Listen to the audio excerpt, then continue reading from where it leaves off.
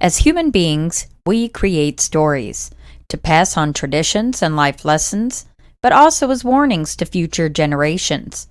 Pair that with the wild human imagination, and you get stories that are memorable for the images they provide, possibly more than the lessons they attempt to teach. Descriptions of foreign animals are no different. Throughout history, people describing new species have concocted some pretty hilarious combinations of attributes from their own known animals to describe new ones they've come across. 13th century European drawings of crocodiles are far from what you'd expect. One picture, in particular, features an animal on all fours with spines that run down its back to an equally spiny tail. Its dog-shaped head clamps down on a human victim, while one bird-like claw grips the person's leg. A single talon protruding from each of the creature's elbows caps off the rather elaborate rendition. But despite how mildly funny the piece of art looks, especially when we know that crocodiles look nothing like it, the fact remains that the image was, indeed, based on a real, living creature. But until a comical image of an animal portrayed from a few sightings is verified, it could be categorized in a group that is seldom taken seriously: the cryptid. In short, cryptids are animals that are commonly held to not exist, but still may. And while many of us know about some cryptids, such as Sasquatch and the Loch Ness Monster, many regions have their own local cryptids that are lesser known. Northern Wisconsin is no different. The Hodag has been a staple in Rhinelander, Wisconsin for over 120 years. Adorning the local shops are small statues of the creature, with the largest sitting right outside the Rhinelander Chamber of Commerce office. The local high school has even taken the creature as their mascot. Traditions of the beast hold strong in this area, but what are the facts about this case? Could it be another hilarious-looking caricature of an actual animal? Or does it only run free in the minds and imaginations of the people of northern Wisconsin? Thank you for joining us this week on the Supernatural Tendencies podcast. I'm Alex. And I'm Christy. And this is episode 5, The Hodag.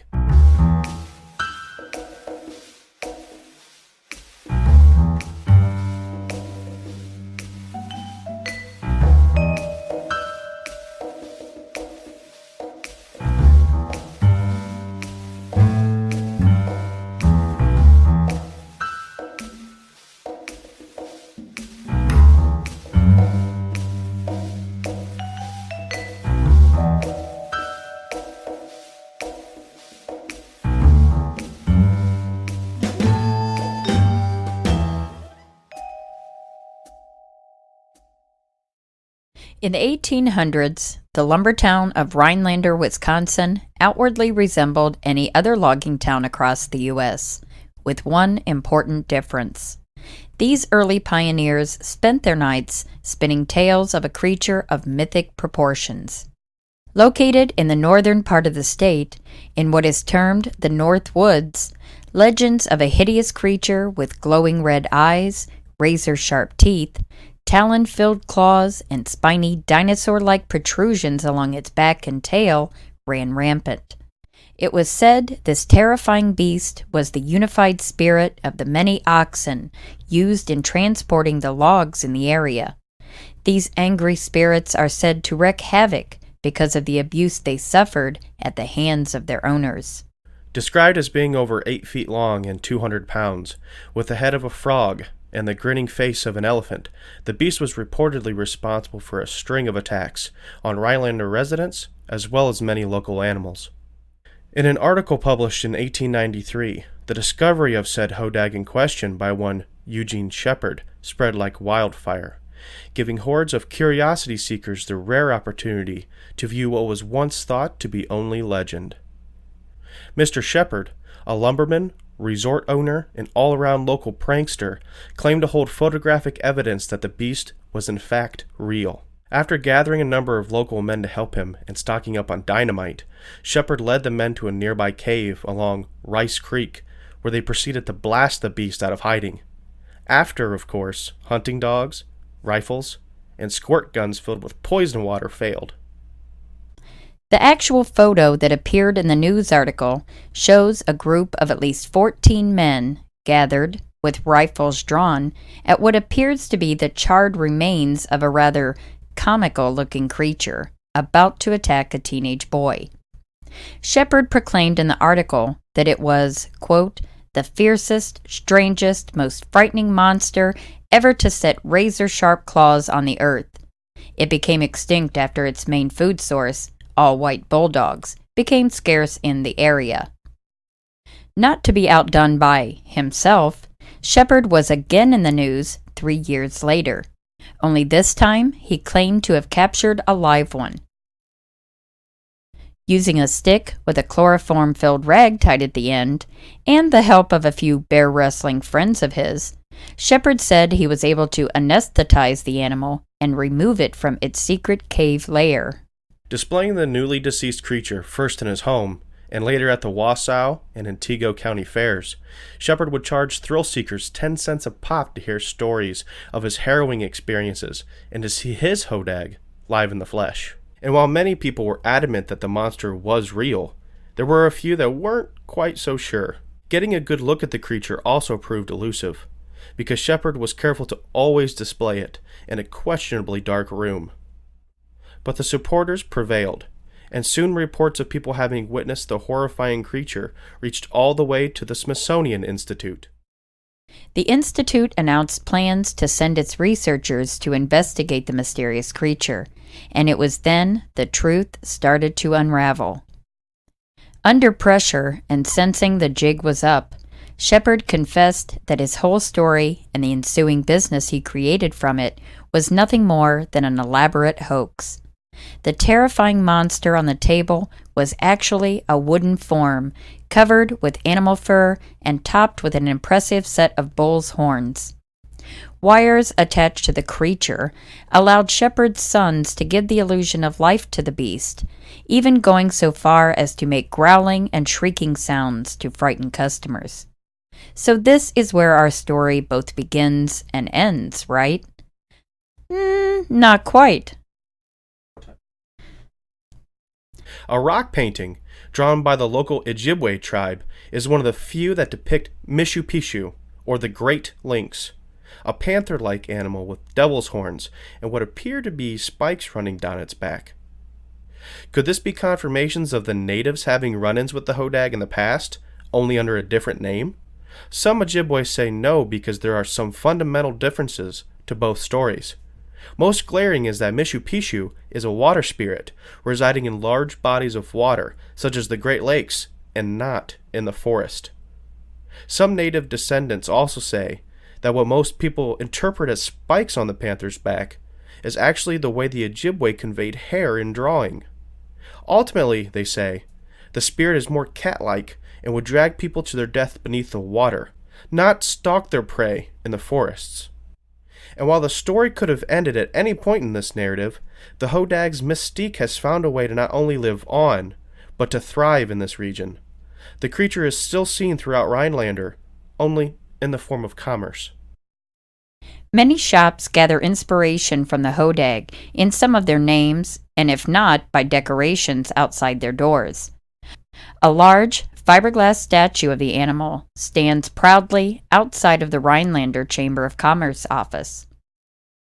More so, the Chamber of Commerce has doubled down on the tale by releasing a series of commercials with actor-portrayed testimonials of people having experiences with the Hodag to help draw tourists to the area. By this time, though, the Hodag has come a long way from its fearsome past and is now relegated to stealing golf balls, eyeglasses, and trophy fish right off of anglers' lines. And since we are not trying to rain on anyone's parade, we'll simply say this. Could the Hodag still be stalking the forests of northern Wisconsin?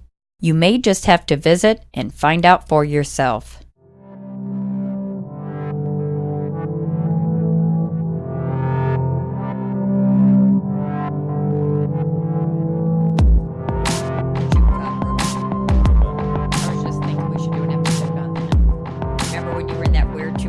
Phase, you scared to death. Oh my God, you didn't sleep for like 2 years.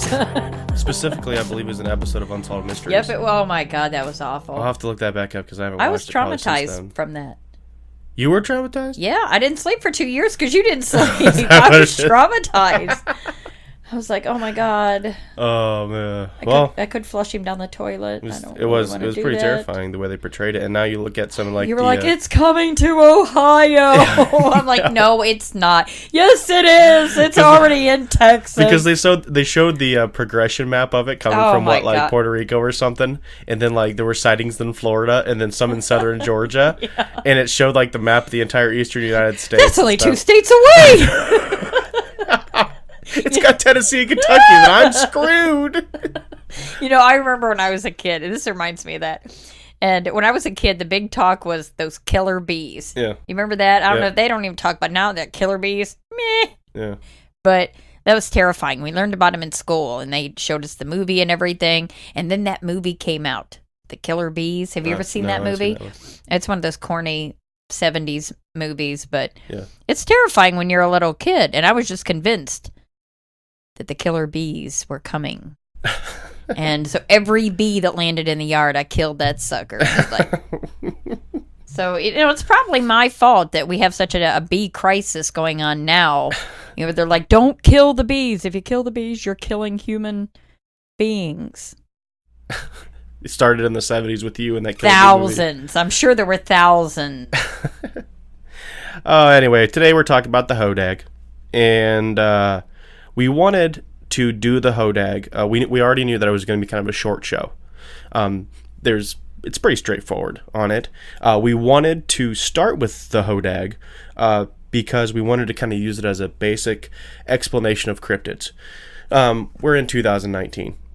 And the term cryptid, if you haven't heard of it, that's kind of surprising in itself. But you at least know the idea of what a cryptid is. Actually, I have in my private group. There have been quite a few people that I would do posts about. What is your favorite cryptid? Yeah. And there were 2 or 3 people commenting on what's a cryptid. Oh, okay. Well, My bad. I said, that to me that's still surprising. Yeah. But they at least know what it is after you explain it. I imagine. Oh yeah. Okay. So once you explain it, you know what a cryptid is. It's just maybe the term itself.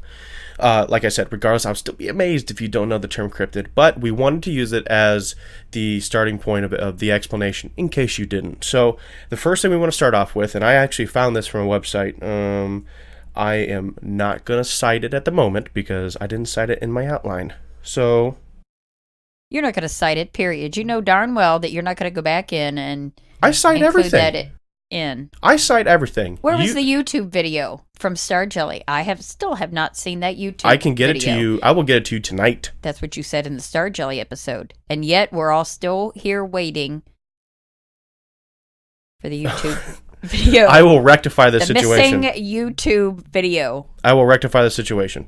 As of right now, like I said, I have found this article that kind of delves into the actual explanation of cryptids. So first, there's a differentiation between the actual term of cryptid and the distribution anomalies, first and foremost. Okay, so distribution anomalies are animals spotted outside of their normal habitat, such as there was a spree. I'm not sure if it's still happening, but there was a spree of sightings of the United Kingdom having great cat sightings. So like lions and leopards and stuff. Yeah, they had sightings of like lions and leopards and stuff all over Wales, England, Scotland, Ireland.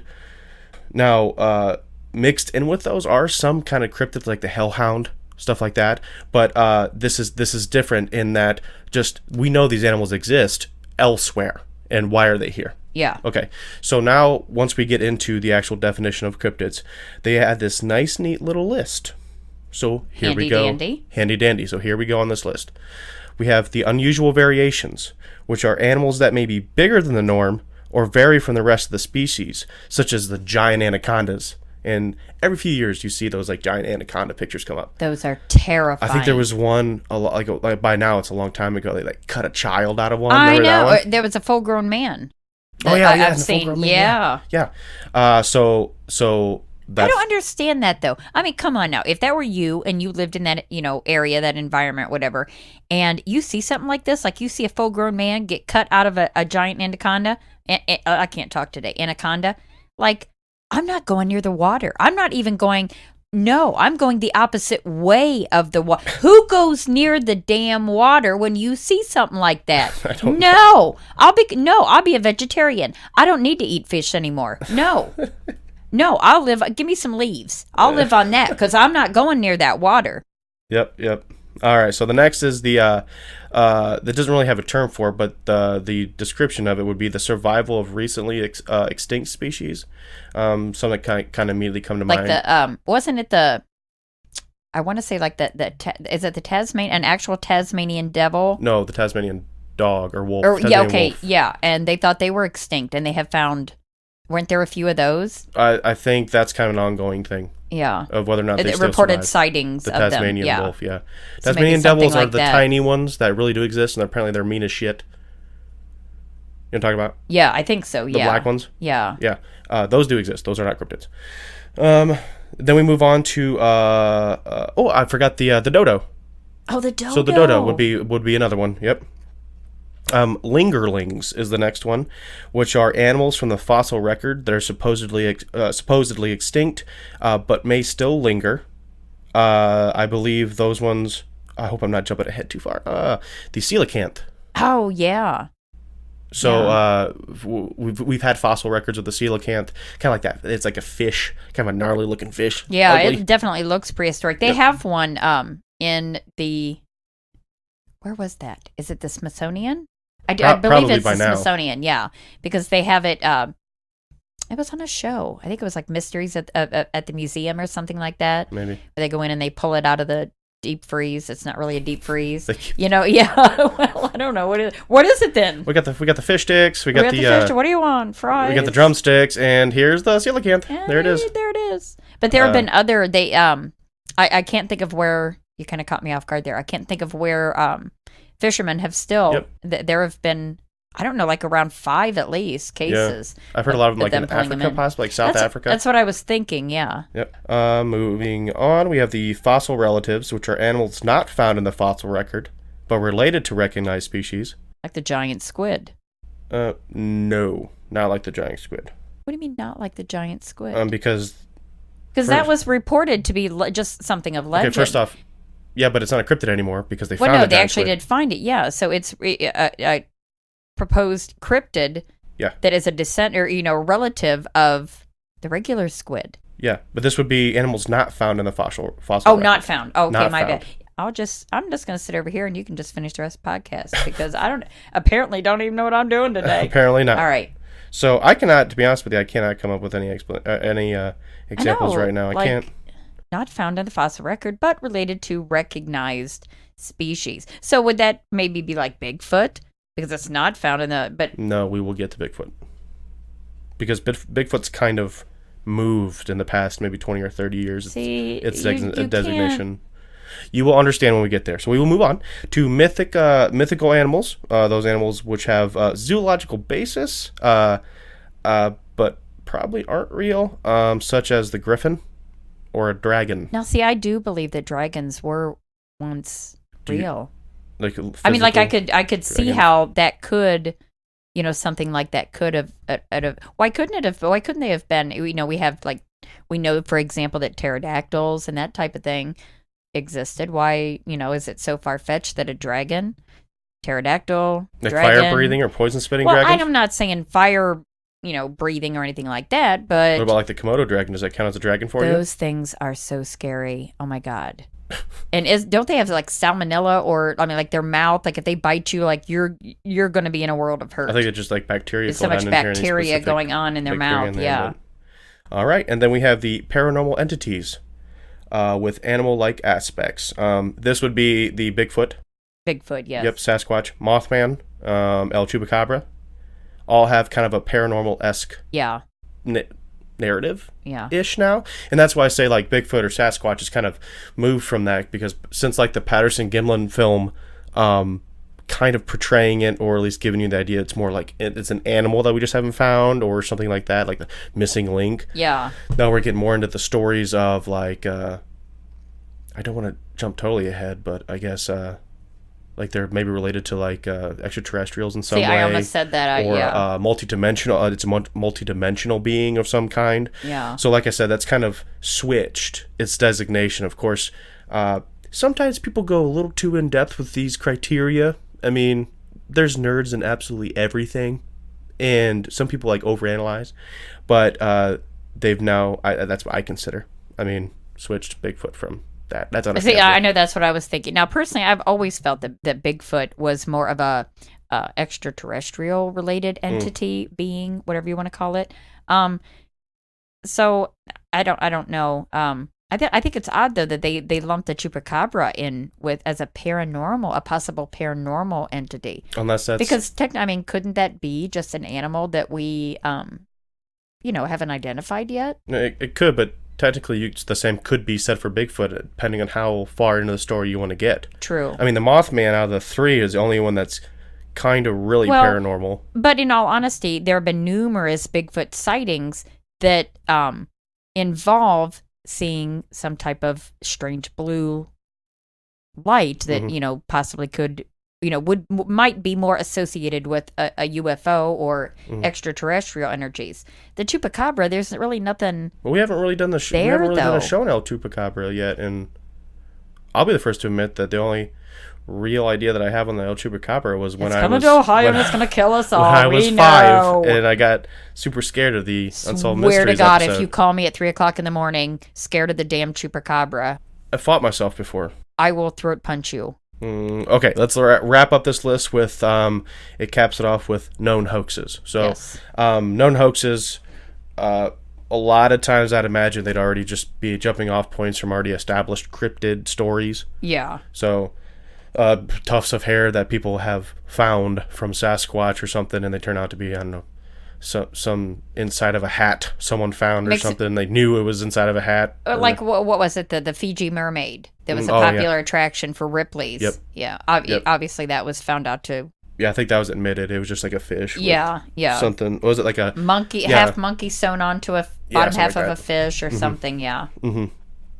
Okay, so now giving you this idea of the idea of a cryptid. From here on out, we'd like to still venture into more cryptids, but at least using this kind of short episode on the Hodag to give you that foundation of what we're going to be talking about from here on out. Give you an idea of what exactly they are and a little bit of the criteria of what it takes to be a cryptid. Cryptidhood. Down in the cryptid hood.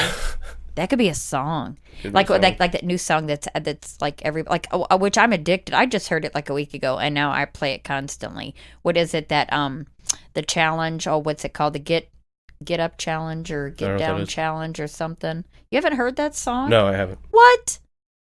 Wow, No. You're even more lame than I am. No, I lock myself. I lock myself in a room and just go to work and then come immediately back to the room. Relock it. Yeah, that's how my life usually works. Okay, so the Hodag. I love the Hodag, and I really don't care who knows it. I love all cryptids. He's just loud about. And proud. I love all cryptids, and if you can add in a cute mascot somewhere into your cryptid story, oh, that's so awesome. Oh god, I love that. I'm a sucker for that. I would gladly just dole out just mounds of money for merchandise with stuff like that. So Rhinelander, Wisconsin, if you would like to send Alex a Hodag t-shirt, I'm a size extra large. He would be forever grateful. Yes, and don't be mistaken that I don't want to make a trip up there.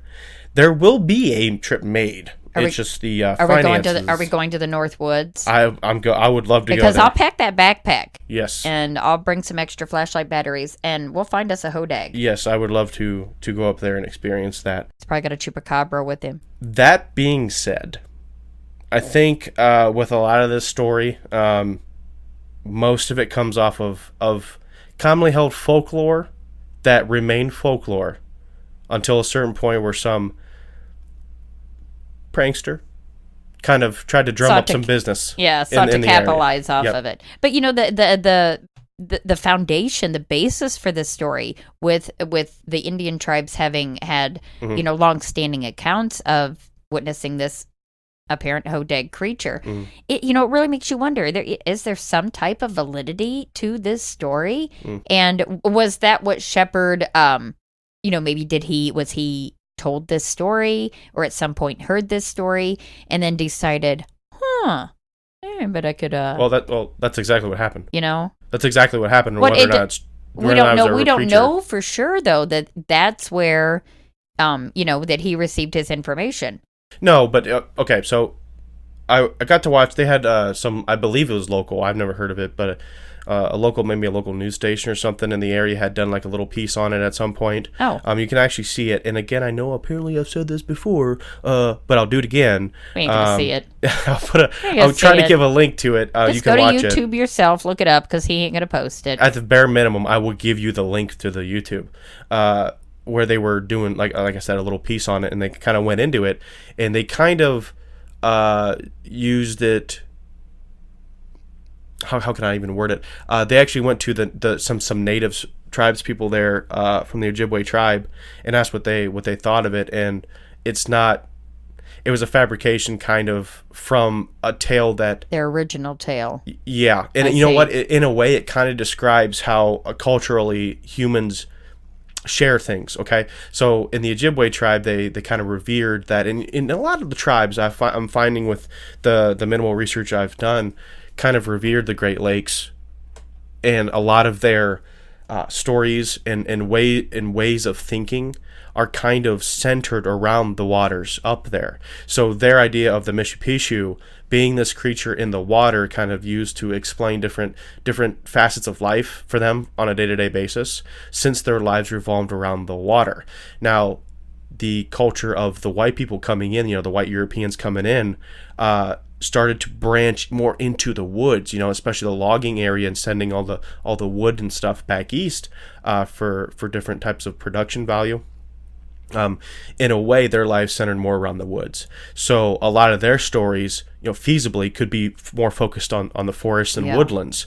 So it's not crazy to think that being exposed to at least some of these stories at some point in history, that some of them may change or meld in with their own culture. Yeah, blending from the water, from the natives into the forest of the white Europeans coming in. So was the opinion of the natives in this interview, was that it's not the same creature. This is a different creature. It's not even like pig, frog, bear-like. It's supposed to be a cat-like creature in the water. So that was kind of their main point they were getting at. While the main researcher who was doing, why are you laughing? I just keep thinking about that because I looked up the pictures. I'm writing out this script and going by the notes and everything. I'm like, oh my God, I got to see what this thing looks like.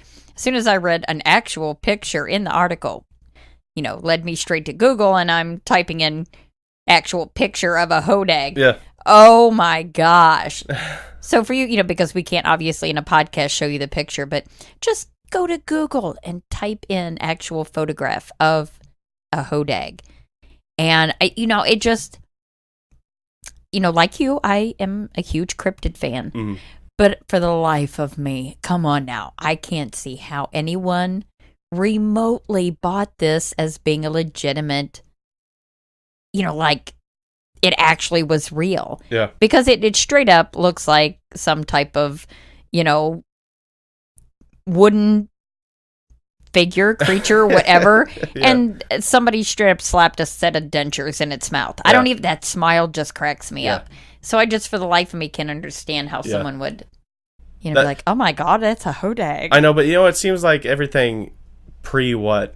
God, you can't even say that, man. Pre-1970, we all have we all have varying degrees of what was awesome back then. I know when I was a kid, your bullshit-o-meter. Yeah, kind of, yeah. Like Jurassic Park. I remember Jurassic Park coming out in theaters, and as a kid, you're like, that's got to be real. There's no way that is not a real dinosaur that they somehow found and trained to actually not kill people. I know better than that. Yeah. So, and then you go back and watch it, and it, while it's still impressive, you could tell that's a physical animatronic thing. Yeah. And now we've kind of segued into that CGI thing, and even with the CGI, when the CGI first came out, we're like, oh, I mean, at the time it looked cool. Yeah. And then now we look back on the beginnings of CGI, we're like, that's garbage. Yeah. That's kind of garbage looking. And then you have to think too, like now we think, wow, that looks awesome. 20 years from now, what are we going to have to make us look back and say, oh, that's terrible? Yeah, like, okay, I can realize that. But even still, like if you, you know what the photograph looked like. Yep. So just, picture that photograph. And then at the same time, I'm sure someone along the lines took some type of photograph of a dog or a cat or whatever that people might have seen. So, you compare something to, the photograph of this Hodag with its fake dentures in its mouth, and I don't even know, to a photograph of any other type of animal. Like, you can still differentiate between, like, come on. Yeah. So you really can. Yeah, you're right though. I'm not trying to say that people were easily impressionable back in that time, but I'm just saying, looking at that photograph, you're just like, no, what the Sam hell? Come on. Yeah, I think you're right there, but I mean, I love the story. Yep. I think it's it's a very cool story, and I love that the town of Rhinelander just totally, and loves this and envelops the whole idea. Yeah. So I love that. Of course, I'm sure it's a major tourist thing for them. Come on down to Rhinelander. We'll look for the Hodag. Really, it's very reminiscent, like a smaller scale version of the Jersey Devil. Exactly. And I mean, if you've ever been to the Pine Barrens of southern Jersey, how it's got its own atmosphere.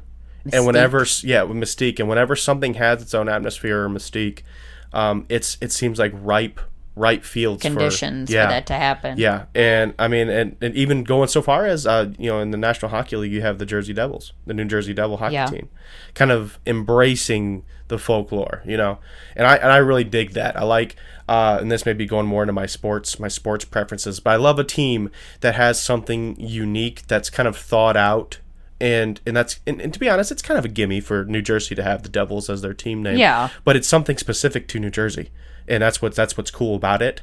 I don't like it when you have like, and I don't mean to sound the wrong way, but like the Cougars. Yeah. Or the Tigers, the Panthers, or something like that, because it's kind of, it's like generic. It feels like you didn't really think about it a whole lot. But when you have the Rhinelander High School Hodags, like, it may sound kind of goofy. But that's awesome. And who's going to mess with a Hodag?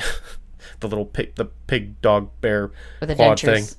Ah. Yeah. And I've said it before, and once we figure out how to do it on the website, I will be, I'm not sure the legalities of being able to put, like, actually taking a picture and put it on there, but I'll at least put a link in. You have to just give credit to where you found it, or like if you did a Google search, photo courtesy of Google. Yeah, it may be easier just to do a link then, right? Because that would be all encompassing. Plus you always want to give good, credit to whoever owns, whoever owns the picture. Course. So once I get that figured out, I will just go ahead and put maybe the links to each site that has this information, and you guys can go and check it out. But please don't rain on my parade too much.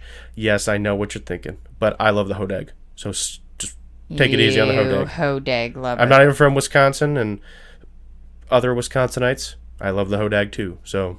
He's right there with you. I love it.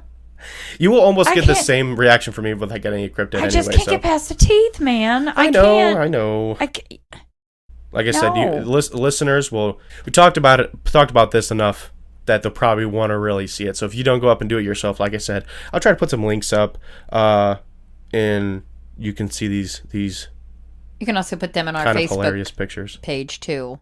Oh, we could just do that? Yeah. Okay. Yeah. All right. Well, whatever medium. I'll try to do it best so everyone can see them. But, yes, I will try not to make it like a Star Jelly episode. And I will have those updated. I promise I will. Just wow. Guys, again, we know it's kind of a short episode today, but we kind of wanted to start with something easy. Kind of got easy guys into the whole world of cryptids. Something a little longer like Sasquatch or Loch Ness Monster. A little more... well, I think depending on which cryptid you're talking about, some episodes may be a little bit longer. Yeah. Some might There's a lot more to the story. Yeah, A lot more witnesses or parts and pieces here and there. With the Hodag, it's pretty straightforward. I mean, so it's a fun little story, so... It is, definitely. Alrighty, do you have anything else for today? No, I think that's it for me. Alrighty, well, we keep seeing those teeth. Seeing those teeth. Seeing those teeth, Come back to the teeth. Oh my God. Alrighty then. We'd like to say thank you one more time for hopping on board with us this week. If you have any comments, questions, critiques, or suggestions for new topics, please send us an email at supernaturaltendentiespodcast@gmail.com. We also encourage you to get over to our Facebook page at Supernatural Tendencies Podcast, and go ahead and just smash that like button if you would. We are also available on Instagram if that's more to your liking. Please pass us around to your friends as well, where they can find us on Podbean, Google Play, Apple Podcasts, and most other major podcast platforms. And remember, if you're having any type of paranormal activity or extraterrestrial contact, I offer private coaching online via Skype or Facebook Messenger to assist you with those issues. Feel free to visit me at ChristyJohnsonSadler.com for contact information. Till next time, this has been Alex. And Christy. See you later.